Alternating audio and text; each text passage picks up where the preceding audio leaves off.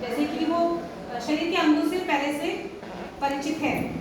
तो सपोज कि मैं पूछूं आपसे कि शरीर के कुछ अंगों के नाम बताइए, तो बताइए। और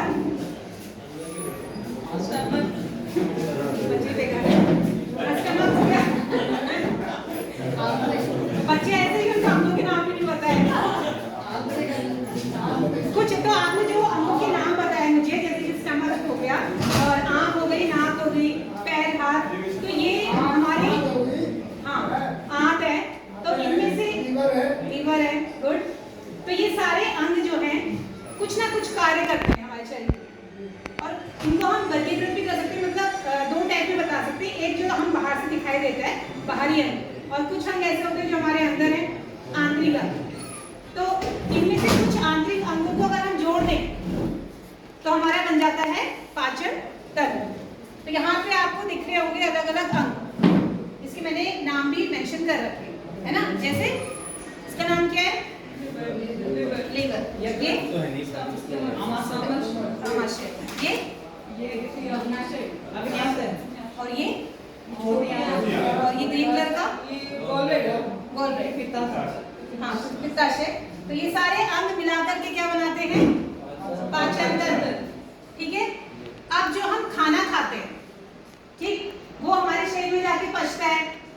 पचता है का मतलब क्या हुआ कि उसमें से जो भी पोषक तत्व हैं वो हमारे शरीर में लग रहे हैं, यूज हो रहे हैं, है ना। और वेस्ट मटेरियल जो बचा है उसको हम बॉडी से बाहर निकाल देते हैं। ठीक है। तो इसमें सारे अंग जो हैं वो कोई ना कोई अहम भूमिका निभा रहे हैं।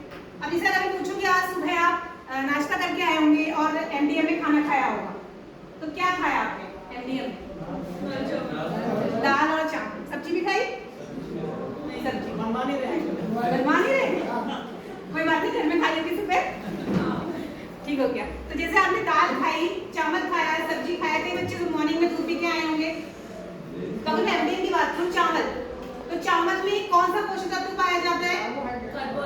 कार्बोहाइड्रेट। और दाल में प्रोटीन।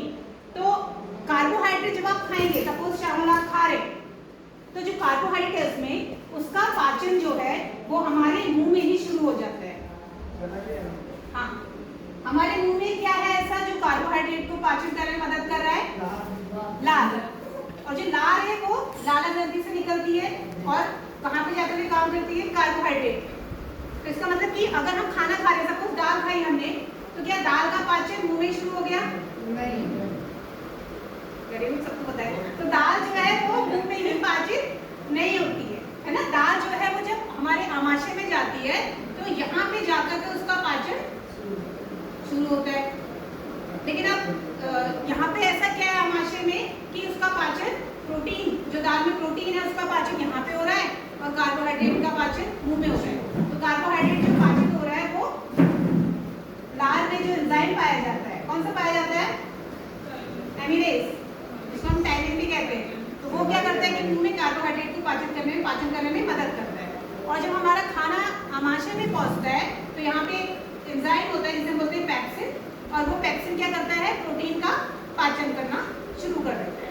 तो इसी तरीके से ये जो अलग अलग अंग है ये अलग अलग खाने को का पाचन करने के लिए बने हुए एक तरीके से। जैसे कि यकृत है, यकृत में एक रस बनता है जिसे हम बोलते हैं वायु या अंग्रेजी में पित्त रस कहते हैं। तो ये जो पित्त रस है ये हमारा वसा का पाचन करता है। ठीक है, ये याद रखेंगे। उसके बाद ये जो पेंक्रिया है, अग्नाशय है, इसमें से दो एंजाइम निकलते हैं, रस निकलता है अग्नाशिक रस, इसमें ट्रिप्सिन और लाइपेज होता है। लाइपेज वसा का पाचन करता है और ट्रिप्सिन प्रोटीन का करता है। ठीक है। और लास्ट में आता है हमारी लार्ज इंटेस्टाइन, बड़ी आंत और छोटी आंत। उसके बाद खाना यहाँ से छोटी आंत में जाता है जहाँ पे कि हमारे भोजन में जो भी पोषक तत्व होते हैं वो कहाँ आ जाते हैं? हमारे खून में आ जाते हैं और हमारे बॉडी में यूज होते हैं। और जो जल होता है हमारे खाने में, हमारे शरीर में, उसका जो अवशोषण होता है वो ज़्यादातर कहाँ होता है? बड़ी आंत में। ठीक है। तो अब जैसे अगर मैं आपसे पूछूं कि आपने सुबह दूध पिया तो उसमें क्या था? या फिर आपने जो चावल खाया या दाल खाई, दाल में क्या था? प्रोटीन। तो प्रोटीन कहाँ पचेगा? इसके सामने पचेगा, जाके कहाँ शुरू होगा उसका पाचन?